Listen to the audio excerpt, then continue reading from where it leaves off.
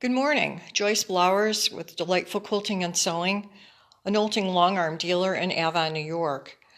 Today I want to do just a short video on maintenance for Quiltmagine. Quiltmagine, of course, is Knolting's computer-guided program that works with any stitch-regulated knolting machine. I have mine on a Knolting NV, and there's really very little maintenance that you need to do to keep Quiltmagine operating smoothly, but just like taking care of your frame and oiling your machine and things like that, there is a little bit of maintenance that you do need to do and do need to be aware of. So I'm just going to walk through a couple of little steps here to show you what that is all about. Quiltmagine, of course, works with a series of two belts. One here that goes horizontally across the frame, and one in here that goes vertically, moving the machine back and forth in the carriage. So there's two belts here, and the belts travel through cogs right in here, and there's a motor under here that makes this cog move, actually moving the machine back and forth in two different directions to stitch out the pattern. So the two places that need maintenance are where these gears are. Now typically I keep mine cleaned out pretty well, so I don't have a lot to clean out, but I'm going to show you the steps of it anyway. One of the things that you can always use is you can use some canned air to blow out down through there, because it is open down underneath where that gear is. If you find that there are threads wrapped around your gear mechanism in here, take a set of tweezers and pick on those threads, pull them out gently until you get them. If there's any globs of lint or fuzz, you can always reach down inside there with a Q-tip and clean out anything that you see. It's a good idea to dust off in here. This hasn't been dusted in a while in here, but it does get linty down here just the same as it does other places along your track. So the other place that you will find the gears is you have to walk around the machine and go to the side, the same side that the encoder wheel is on. So right here is the encoder wheel.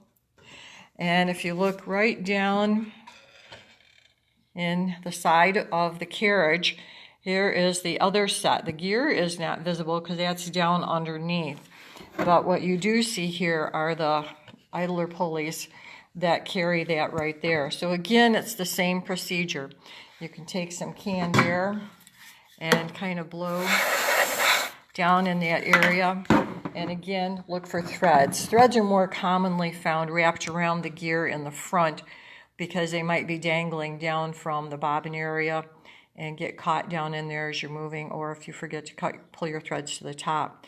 So check these two places out and make sure that there's nothing that's obstructing the movement of your carriage back and forth or on the frame sideways.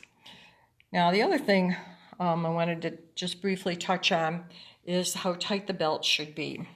I often get questions on how tight the belt should be, and here is where I have my connection. I have mine in the front because I'm often at shows and I need this easily accessible to me. On your machine, this one on the carriage might actually be in the back. Doesn't matter where it is. There's one at the end of the frame as well. It's very important to keep those belts extremely tight. Perhaps you can hear how it's tight, sort of like a guitar string tight. And the one along the frame is equally as tight. It almost makes a sound like a guitar string. There is no way that you can make it too tight. So tighten those belts just as tight as you can get them. If you feel that you don't have the strength, especially for tightening the horizontal belt, have somebody with stronger hands help you tighten that, because it needs to be tight. If there's any slack in it at all, that means the machine is kind of shucking back and forth, and it's not being grabbed by that pulley to make a nice smooth transition as it's stitching that pattern. So tight belts are very, very important. So one last thing, if you're not aware of the book that we have here, it's called Guide to Quilting with Your Knolting. Although I don't cover things about Quiltmagine in it per se as far as maintenance goes, I do cover a lot of other things with maintenance on your knolting, how to use it, and it's available on our website at www.delightful-qs.com. So I guess that'll do it for Tech Tuesday today with our Quiltmagine maintenance tips. I'll see you next week. Have a great week.